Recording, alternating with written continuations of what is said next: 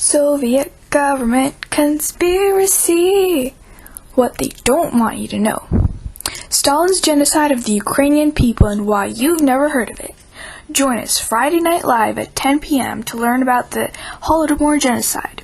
1932 to 1933 killed millions of people.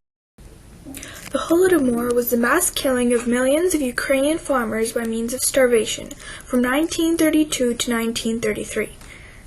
It was conducted by Joseph Stalin when he tried to convert Ukraine to his communist beliefs. Stalin and his party believed that the human life was worthless. The thing that mattered was the output of a human life. The details of Stalin's plan included taking people's private land and combining their villages' farms into one big farm, and having all the people in the village work in that big farm. He gave these farms high monthly quotas for how much food they are to produce, and if they rejected his ideas or did not meet the quotas, then he would resort to sending in his troops and confiscating their food. The troops burned down houses and even went as far as checking stoves in the morning to make sure no food was heated up. His troops surrounded villages and made sure nobody went in or came out.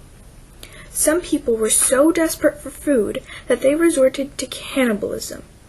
A few others managed to break out of the blockade of soldiers and get into cities, but they were so weak by the time they had reached the cities that they collapsed and died on the streets. This genocide only lasted for a year, but killed millions of people. In fact, nobody is really quite sure how many people died, but it's definitely millions.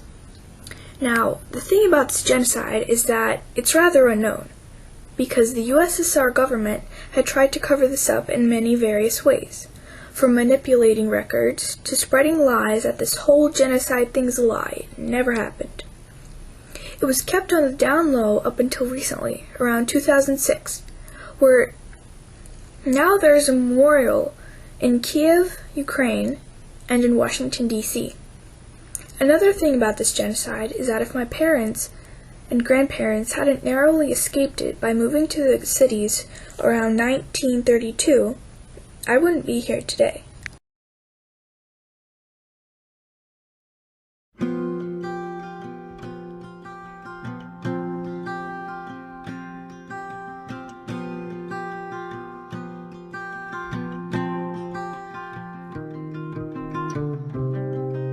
Коли настане день,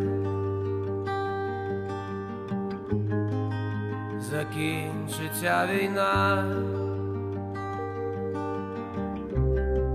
там загубив себе